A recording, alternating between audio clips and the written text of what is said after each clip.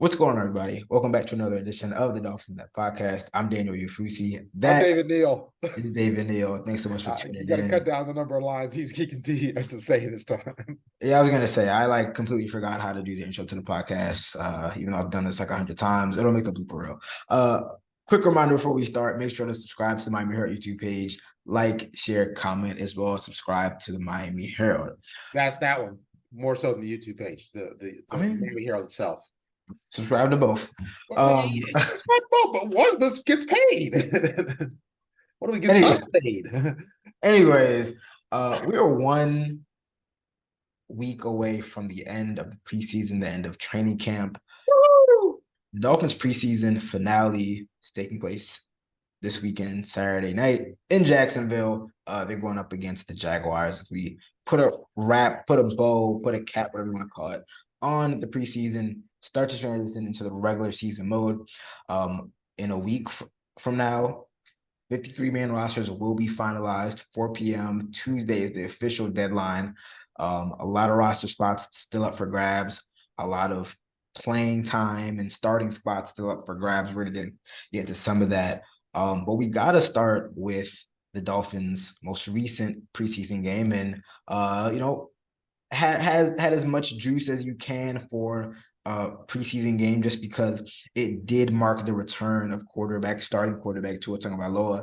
His first game in about 9 months. The last time we saw him was Christmas Day against the Packers, looking pretty good and then not looking great. And then the next day, entering concussion protocol for the second time, effectively ending his season. There was a lot of kind of questions about whether Tua would or would not play.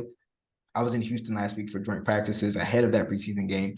Mike McDaniel said he expected Tua Tagovailoa to play at some point in the preseason, and he did make his debut last Saturday. It was a mixed bag of sorts, and just 2 drives, just 2 series. We got a little bit of everything. We got some bad Tua, an interception on his first attempt, first play from scrimmage, and then we got some really good Tua. Second drive, defense or offense starts backed up, near their own end zone, but 14 play, 93-yard drive. Tua was 5 of 6, 3 third down conversions on that drive, and it was capped by a 2-yard run by Raheem Mostert, and that was it for Tua Tagovailoa. Skylar Thompson played the rest of the game, as Mike White, we found out later, was placed in concussion protocol. So the Dolphins, 2023, still having some concussion issues, but we're going to stick to Tua for this first half of the pod. I know you were somebody that said that it was important for Tua to get out there. I think the first 2 plays we definitely saw why it was important for Tua to get out there. Yeah, yep. It looked like, Yep. the first play, I was watching up high in the press box, and I couldn't believe what I was seeing. Obviously, just a preseason game, but for your first pass to be an interception, definitely not the way anybody drew it up. But again, to Tua's credit, to the offense's credit, they bounced back. The defense gets a stop on 4th down deep in the red zone, and then even the first play on the second drive did not look pretty. You got a high snap from Connor Williams. Tua Daggone your safety.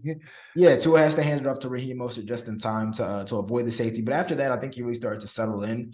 We saw some of those kind of those Tua traits, the things that make him special and make him him, the accuracy, the quickness of the release and whatnot. He had a really nice pass to Braxton Berrios, Durham Smythe earlier on the first third down conversion. And yeah, that second drive looked more like the Dolphins offense that, we saw for most of the 2022 season.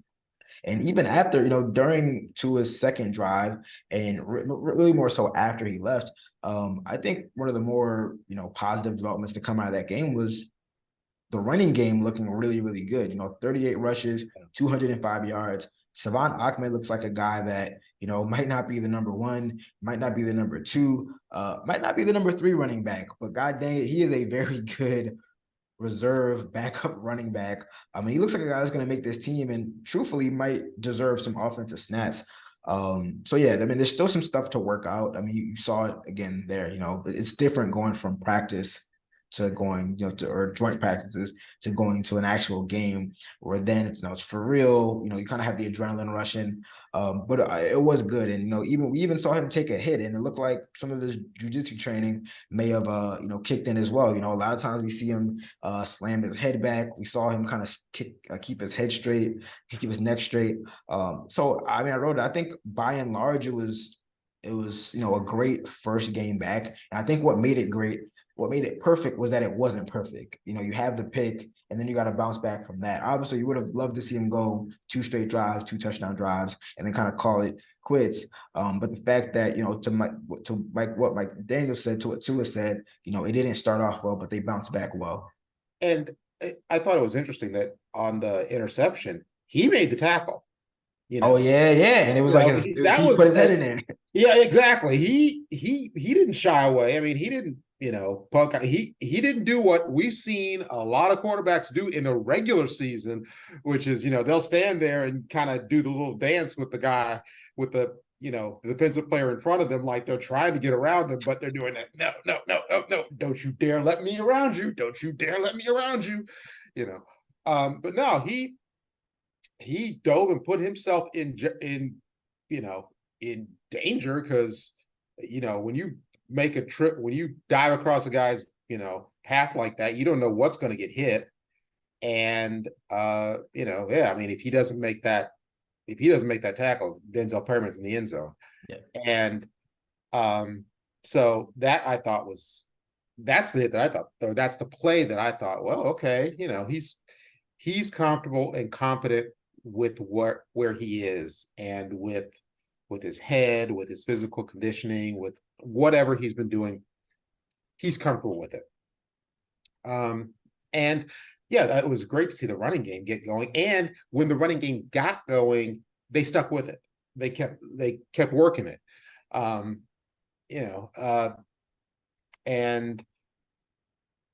that was nice to see. Obviously it's the Texans, but the Texans aren't. I mean, they're not atrocious. They're atrocious on offense, or they were atrocious on offense. Yeah, I mean, they got a rookie quarterback in there, so yeah.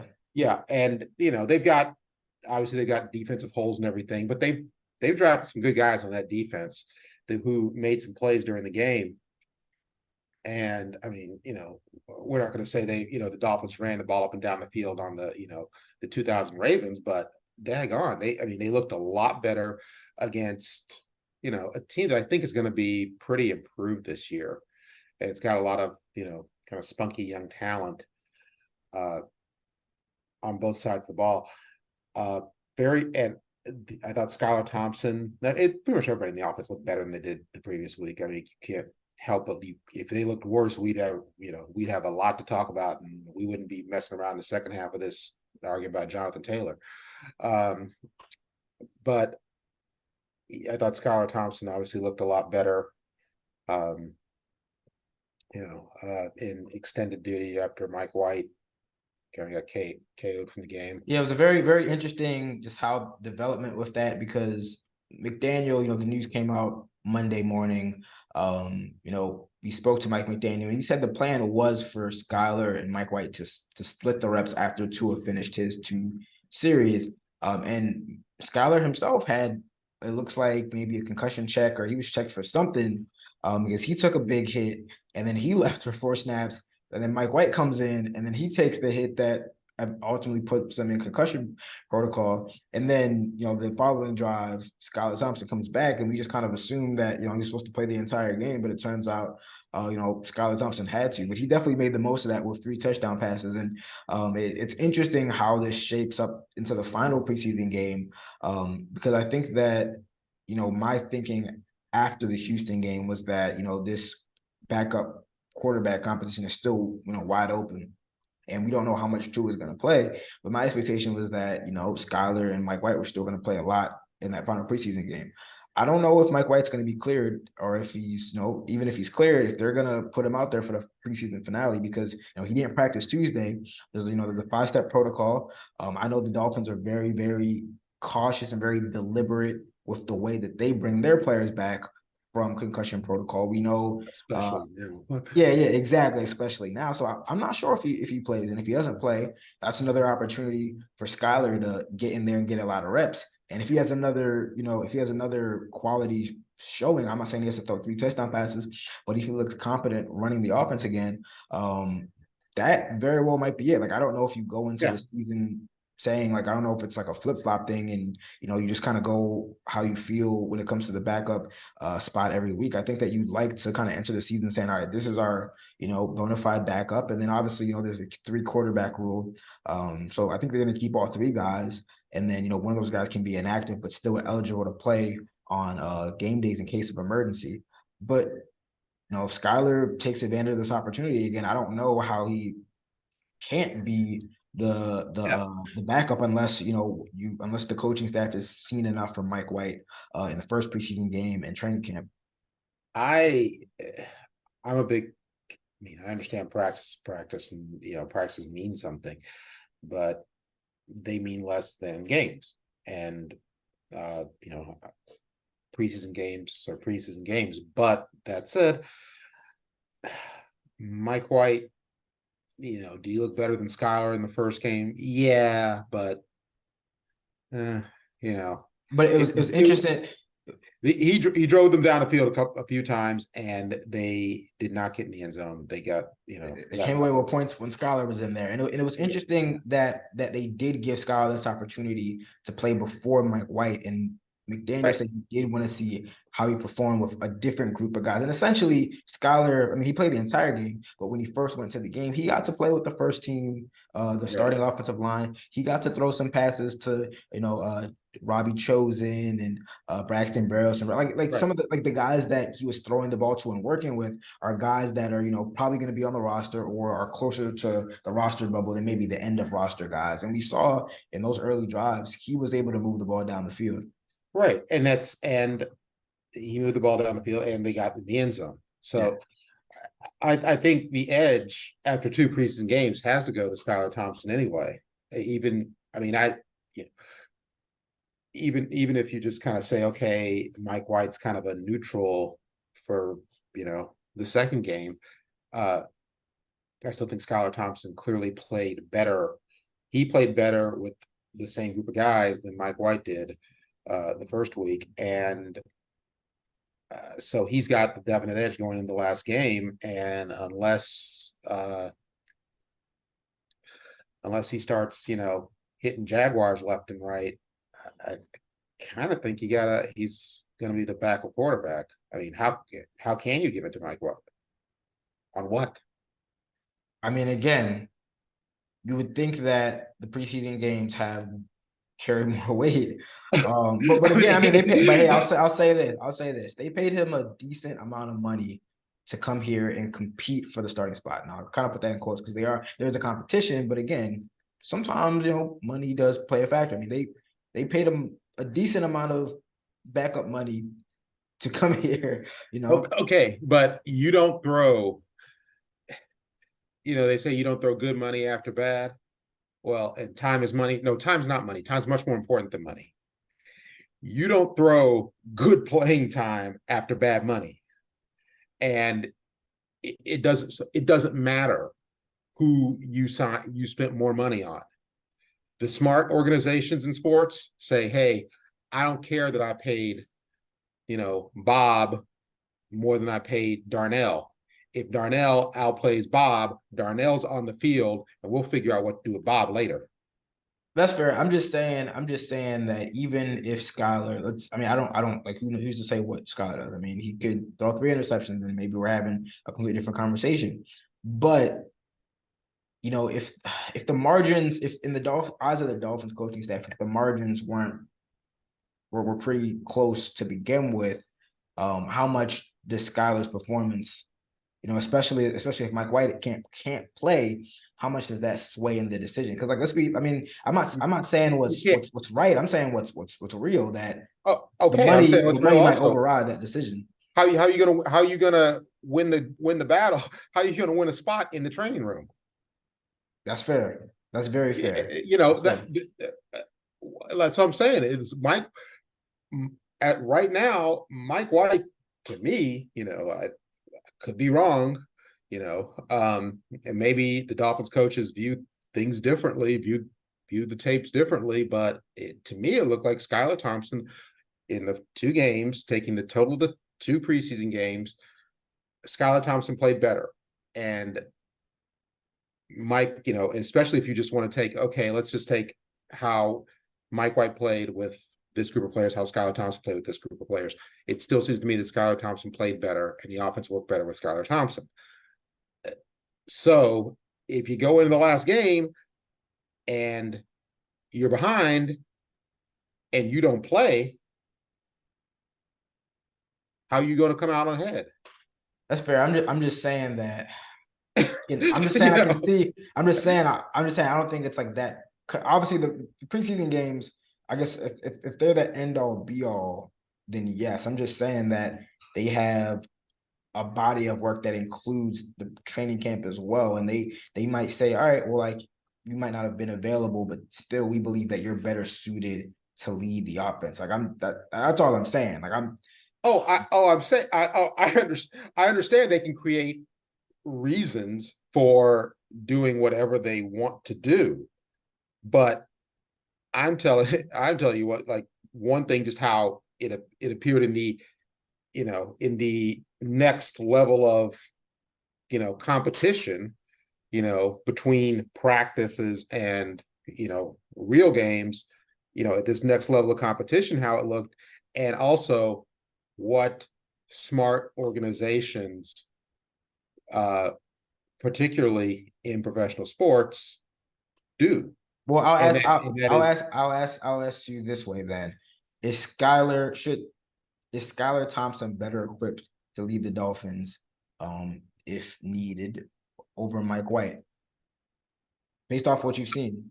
off what I've seen, yes. Because Okay. what I saw from Skylar Thompson is a not great season finale last year, but that he managed to get through it because the Dolphins have a defense and the Jets have no offense. And then a playoff game where I think it was really asking a lot of him to do much in that playoff game, and it was close, and he did about as well as you could hope for a guy in his situation put in that situation. And then you come in training camp, um, you've seen every practice. I have not. I have seen I've seen like I say, the next level. We both seen that next level of, competition. And at that, Skylar Thompson looks better. The offense seemed to work better with him. Whether that is some weird alchemy or, things you can completely break down in the things he does in the offense, I kind of don't care. The offense seems to work better with him. So, that's where you go. You don't create reasons to do what you want to do. Really, deal with what is, and adjust to that, and then say, okay, now we got to go forward. Okay, you spend a lot of money on White. Okay, so Yeah, this preseason finale is going to be very interesting because again, Mike White is in concussion protocol. He has to clear multiple steps in order to get to practice, and I don't foresee. I mean, they only have 2 more days of practice, and I don't see McDaniel putting a guy out there without previous practice reps. So again, if and in a situation, let's face it, they're the starting offensive line is going to be out there, not probably. I wouldn't say that. I wouldn't say that. I wouldn't say that. Okay, but how much this and I would say this? it might be similar to what it was. I mean, it looks like the Jaguars were playing their starters for a half. So I mean, it's a possibility. I think Oh, last year, yeah. So I believe last year the Dolphins starting offense got was it 1 or 2 jobs? I mean, they got a couple of jobs in there. It's not going to be a ton, but they'll be out there. if if I have a guy that, and if they value Mike White at all, to me, it seems like to me, if you value him, he's just out of concussion protocol, and you're in a preseason game, and it just, I mean, if he's, I mean, it's. I don't want to like get too much into the Tua situation, but it's like if he's there, he practices and he has the clearance. It's like then we start to get into going against the word of doctors and whatnot. I don't want to get too right, much into. right. I'm But just saying if he's cleared and he practices and he gets practice reps, then that's different. That's different. If he's ready to go, then I mean, you got to play the game. I'd play him, but that hook would be real fast. That like, if it doesn't look like my line's doing anything against against a pretty good Jacksonville team, Yeah, I mean, I wouldn't think, oh, well, if this might, I mean, if this is this the opponent who's blocking, like, I mean, it's the same thing. McDaniel was asked that about Tua, like, Armstead's not out there. Does that mean that you're not going to put Tua out there? And he's like, hey, we got to play football, Armstead, there were several games where Armstead wasn't playing, like, we got to adjust. So I think that you kind of just look at it in a vacuum. And if he's out, if he gets the practice reps, if he's ready to go, and he can play, then he plays. And if not, then you go with Skylar and you decide, you move accordingly. I don't think, I don't think that you have to, kind of go galaxy brain over who to play. Obviously, the starters, you don't want to play them a ton, but if guys are ready to play, I mean, I think you put them out there. I think if it's not a risk to their health, like in a vacuum, if it's not a risk to their health, you put them out there. well, that's my point. I'm not gonna say because he's playing with this offensive line or this not. I mean, in a real game, you might not be playing with all the starters. You're not be playing with the greatest offensive line. You got to make it work. I'm saying if he can't That's a protect real game. himself, I mean, the That's a real game. preseason finale, like it is what it is. I just think that if guys are ready, if he gets the clearance, you put him out there again. If he gets practice reps, I don't get why you wouldn't. I mean, he's cleared the protocol. You can't just Well, if live in if he's clear the fear. protocol, fine, but I still would, I still would say, okay, fine, but Because then at what point do we not play him then? Are we just never going to it's play him? fine. But I don't see the problem with saying, okay, but yeah, I wouldn't. Why not? Why leave him out there if you don't have to, especially if it doesn't look like, it looks like one of those nights where half the pass rushes are jailbreaks. I mean, then why put anybody out there? I mean, again, it's like, Well, that Scott. I mean, Skyler James too. I mean, James you got to Blackman, play. throw James Blackman out there. Who cares? Really? Oh man, I mean, just going to James Blackman for that. Really? Who really? It's the final preseason game, and I understand they only have 3 of them now. So, and you're trying to make bottom of the roster decisions and everything, but the 4th preseason, back when there were 4 of them, we know what, you know we know what Jetsman Flotsam, I mean, hey, Vic Bill Banjo. Talent used to be on Hey, the field. Vic In the Banjo over final here saying we preseason. got 8 to 13 spots still up for grabs. You saying we might as well just get rid of the third preseason game, but hey, Well, he's more power to you. yeah, you don't believe that. Uh, Hey, I don't know the way Vic been talking about the defense. I might believe him, but that's we're still days away from that. We'll see what happens with Michael White. We'll see what happens with Tua. We'll see what happens with Skylar Thompson. So we still don't even know if the starters are playing, but hopefully we'll get some clarity regarding that, or maybe not in the next couple of days. So we'll see. All right, we're gonna take a short break, but when we come back on the other side of things. Another Pro Bowl, All Pro, talented running back is available. Now, just naturally, the Dolphins are connected to him. But should they be after and be in the market for the Indianapolis coach, Jonathan Taylor? We're going to talk about that in no, things. So stay locked with us. We'll be back soon. What's going on, everybody? Still here on the Dolphins In Depth podcast with David Neal, talking all things Dolphins now. If you've heard the big news of the early week, it is that the Indianapolis Colts have given star running back Jonathan Taylor permission to seek a trade. Now, there's been a lot of drama, a lot of stuff going on in Indianapolis. He's currently on the PUP list. He wants a new deal.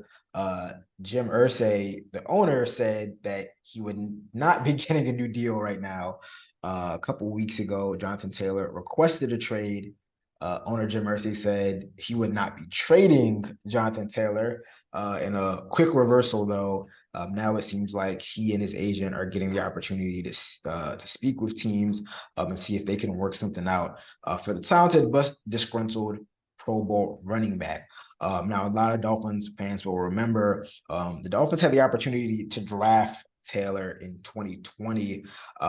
They had 3 first-round picks. They didn't use any on him. Running back continues to be a position that the Dolphins and Dolphins fans have, pondered upgrades at that position. We all know what happened with Dalvin Cook.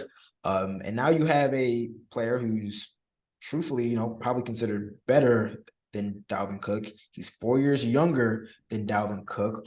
He just led the league in rushing in 2021, and now he's available. We had a very spirited debate in the Dolphins media room after practice on Tuesday about whether or not the Dolphins should trade for him. And the expectation is that if you trade for him, you probably have to give him a top of the market deal. I'm going to get it straight to the point. I'm not with it. I'm not. It's no for me, dog. Randy Jackson. It's a no for me, dog. Um, this is like the Dalvin Cook situation on steroids to me. You know me. Like when I spoke about the Dalvin Cook situation, I said it feels more like a luxury. Um, Signing or trading for and then signing Jonathan Taylor to an extension isn't so much of a luxury as I think it would be fiscally irresponsible and detrimental to the long-term team building, building of this team. Yeah, And that's I mean, first off, the Colts reportedly want a first round pick. I don't believe they're going to get a first round pick, but they might be able to get a group of a package that is close to a first round pick. So that means we're talking, seconds, some thirds, maybe some early fourths, something like that. The Dolphins, like for the first time in like 4 years or 3 years, are like kind of set up to have some draft capital in the next 2 years. Um, it's not even so much that as it would be what they have coming up. So we've already talked about how they have Christian Wilkins up next, and we haven't even really spoken about his situation, but he has a hold in right now. He's not practicing in team drills because he wants that new contract.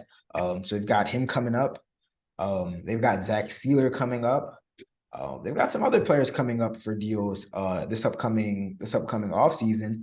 And they're already $30 million over the cap. So you mean to tell me that you're going to trade for a guy, albeit a very talented runner, probably a top 5 player at his position, and then give him a multi-year deal that's going to make that 2024 cap situation worse? Obviously, the Dolphins can tinker around with it. They can release some guys here and there to kind of lessen the blow and get cap compliant. But that's not all you have to worry about. I mean, you got a lot of young guys, a lot of young homegrown talents that are coming up for deals. And it just doesn't make sense to me to prioritize a guy that is still, one of the best players in the league at his position. But if it means that it's at the expense of Christian Wilkins, of some of these homegrown talents, you've got Javon Harlan up for a deal next year. Jalen Waddle and Jalen Phillips can be extended after this season. Tua, if he plays well, you don't have to extend him, but he's probably going to want a new deal. Yeah. And that's going to cost a lot. I mean, I know that, you can keep the first year cap hit down to an extent, but these quarterbacks are getting $250 million deals. I mean, the cap is going to be pretty significant even in year one. The fit is great on field. If this is Madden, if this is fantasy football, it makes perfect sense. But it's not. But it's not, and I'm It's just I think they're good with the guys they have. I really do think they're good with the guys they have right now. Is he talented in all of them? Most definitely. But it's similar with Dalvin Cook, where I said, how much more better does it make you, and how many touches do you have to take away from Tyreek and Jalen in order to get your money's worth? If you're paying a guy like Christian McCaffrey or close to that, you got to get your money's worth. And I'm not sure if you're going to get that in an offense where your priority and your focus should be getting the ball to Tyreek Hill and Jalen Waddle. We are in a, whether it's a deep ball, whether you want the deep ball or the yak, we are in a big play passing NFL and have been for a generation or two. And yes, a great running back helps tremendously. But boy, you can win the Super Bowl without a great running back. And a lot of teams have. And you can't win.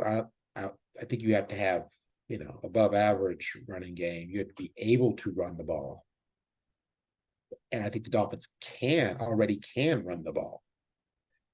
Depends on who you ask. It Well, depends on who you ask. I think that they're it's poised. their devotion to the run that I see as their problem. Is that they can run it. They can, the numbers say, yeah, if that they need to stick with certain things, stick with the run a little more when it's working, and not jump off so quickly when it's not. And doing that makes everything work better. It makes Tyreek and Jalen and whoever's in the slot, it makes them all the more dangerous. Opens up stuff for them. And yeah, Jonathan Taylor on that, on the Dolphins team, just boy, it looks great.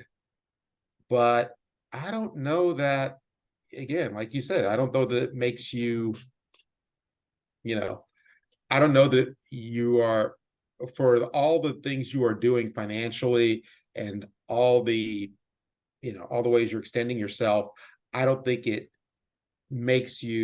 compensates for making you that much better. It's, it's the high end turntable again. It's not necessarily worth it. Yeah. And also, what do they're going to, obviously they're going to want draft picks and stuff, but they're also probably going to want some players too. I mean, the thing is, I don't think the Dolphins would be opposed to shedding some salary in order to make this deal work. But who are they? Yeah, but who are they trading? Like, yeah. Cedric Wilson. I mean, I don't think they want to take that contract. I don't think also, they want to take Emmanuel Ogbah's contract. Also, this seems like a team that works. Okay, they seem like a team that works. They obviously have their, they have their ups and downs. They have their weaknesses, but it just seems like a team that works. And when you have a team that just seems like it's working, it's a little bit like Jenga or Legos. You don't, be careful who you take out of that room.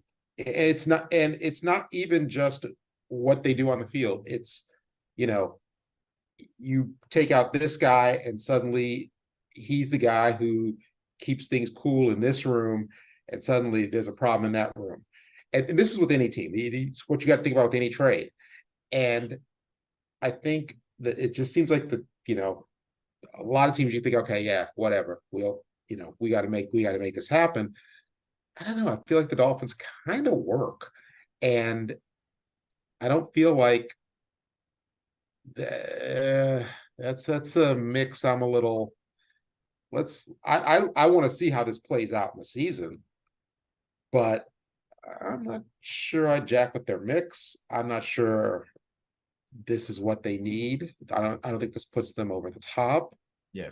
Well, the thing is, I think in a perfect world, well, along with a healthy Jalen Ramsey, the Dolphins could probably use a standout lineman. I don't know whether it's guard or whether it's tackle. They could probably use another standout tackle or offensive lineman. They're not getting that barring a lucrative trade. So I think the next best thing for them probably is a starting running back, but at what cost? Exactly, and that's what we're both saying. It's cost, and why it seems like to me, just seems like it seems like a reach to be making. It just seems like it's something you're doing it to do it, and it's a reach, and I can't. It doesn't seem to me to make sense before it unless it's a little bit of star chasing. Yeah, like yeah, and the Dolphins do have a reputation for that, which is why I think everyone just kind of naturally like the Dolphins are like the betting favorites right now to acquire, if he doesn't stay with the Colts, the Dolphins are the betting favorites, I guess. And obviously, our own, our colleague Barry Jackson reported that the Dolphins they're going to do their due diligence and explore. However, so again, they have that reputation for acquiring the star players, but even if you look at the trades that they've swung for in the past year plus, they're all premium positions like wide receiver, cornerback, pass rusher, left tackle. Like these are all premium positions. But the thing that is kind of interesting to me is that while the franchise has a history of not acquiring or not using a lot of capital to get running backs, since McDaniel has been here and he has his history as the run game coordinator in San Francisco, they've been linked to a lot of running backs. They've been linked to Dalvin Cook, Jonathan Taylor. There was a rumor out there that they thought about a Saquon Barkley deal potentially. They obviously drafted A-Chain in the third round, Devon A-Chain, and that was the highest pick they've used on a running back since I believe it's 2016. So there is a lot of smoke there that it seems like since McDaniel's been here, he's been kind of, I don't want to say he's been pounding the table, but since he's been there, there's been a lot of reports and rumors and things linking the Dolphins, to be in the market for upgrading the running back position. They even, I believe, they were also in and on DeAndre Swift before he was traded from the Lions. So there's a lot of smoke there. It's clear that McDaniel wants to run the ball better, and he likes his current guys, but they've also been kind of looking around and seeing what they can get. Again, at the end of the day, I think that they will be a better running team because they're going to commit to it more. I think that the preseason game we saw this past weekend was, I don't want to make too much of it, but I think that was indicative of a team that wants to run the ball well and is poised to run the ball well because they have, year two of the system. They have a new offensive line coach who's getting the point across and getting those teaching points across. And I just, again, the biggest thing is just financially. I think that, I've endorsed every single move that they made in terms of getting star players. I actually wasn't the biggest fan of the Ramsey trade at first, but I didn't know they were going to get him for like a ham sandwich. So that's different. But yeah, I mean, if you're going to have to give up multiple picks, Right. at some point you have to, they've spent a lot of big money on star players. They've restructured that money, those deals to push the money down. At some point, the credit card bill is due. And, I think that a lot of people would acknowledge that after this season, there's going to be some hard roster decisions in order to get under the cap.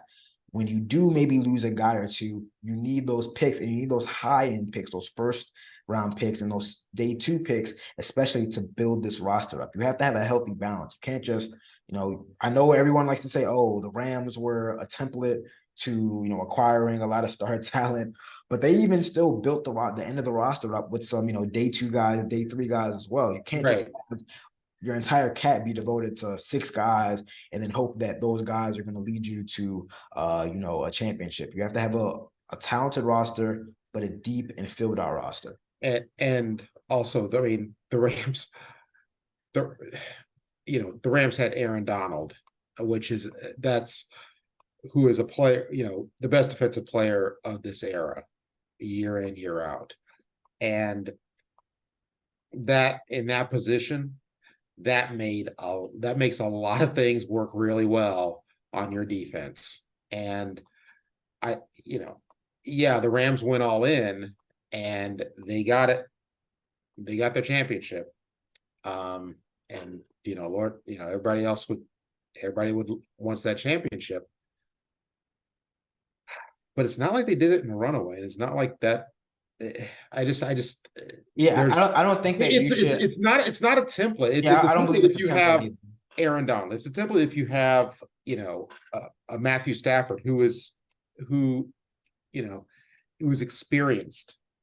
It's a template, and just clearly what he needed was just a new situation with a team and an organization that can stay going in the right direction for more than 2 seasons. It's a template if you have certain things that they have that other teams just don't have. And, you know, you, yeah, I don't think they're a template. I think it's still, hey, draft smart. You're you're drafted opportunistic. for food, Yeah, and but you're then and you're you're also free agents for the opportunistic season. in bringing in outside players. Right. I think that all what they've done is admirable. They built a top flight roster. They built a roster that I think is good enough to compete in the AFC. Is it good enough to win the AFC? That's to be determined. The Ramsey injury is a big blow, but they've done well in terms of adding that outside talent. But also a big reason that they're in this position is because they're homegrown talent. Whether it's Tua, whether it's Jalen Waddle, Javon Holland, Jalen Phillips, those guys are coming up as well. So you need a healthy mix. And again, gonna have to pay some of those guys in a couple of years. I think especially with the Wilkins situation going on, uh, you know, there is such thing as team chemistry, team morale. I don't know what message that sends when you got some guys coming up and a guy who has done right for several years become a leader, and you can't give him a top of the market deal, but you give a running back, and I know he's a very good running back, but you give a running back and you give a running back who isn't homegrown Right. a top of the market Exactly. deal. I mean, I think that I'm not saying it blows the team up, but team morale and chemistry is a legit thing. McDaniel talks about that a lot, kind of keeping It the is. sanctity of that locker room. Obviously, in a vacuum, we love to have a guy like Jonathan Taylor, Right. but I don't think this. You talk about right player, right time, right price. I think it's the right player, but not the right price or the right time right now. We've seen, you could go across sports and find these situations where you're like, oh, wait a minute, they traded for this future Hall of Famer or this star, and boy, just slot him in there, and this team should go to the moon, and it just never quite works the way it should. And the team, you know, loses in the finals when they're so talented they get to the finals anyway, but then they get smoked in the finals, or in the championship round, or they fall out in the first round of the playoffs. It doesn't work, and that is where there is this. Teams are funny things. You know they're like families. There's only so much dysfunction you can have in a family. I mean, a lot of us we all have some dysfunction in our families, but there's only so much dysfunction you can have in a family without it being harmful to the bigger picture goals of the family. And it's the same thing with the team. um so uh, I agree with you. Like, I'd worry more if I'm the Dolphins. I'm worrying more about how to get the guys who are here paid, so, when they want to get paid, or how they're going to do that, and you know move on into the season. And yeah, just I don't. Again, like I say, it's a star chasing move, and it seems like something you know a 10-year-old goes, yeah, great idea. Just right player, not right price, not the right time in my Nope. eyes. But as our own Barry Jackson reported, the Dolphins are going to Well, they have to. explore it. It's your fiduciary duty to kick the tires a little bit and say, hey, what are you guys thinking for this? What are you guys thinking of? What do you want? And it may be a short phone call, and also the call around of what's going on there, how what's the health situation, what's you know trying to activate some of your moles around the league, and to find out what's really going on. Or you have to do that. That's your job. But it's your job to do that. It's not necessarily it's your job also to make smart decisions on whether to make a trade or not.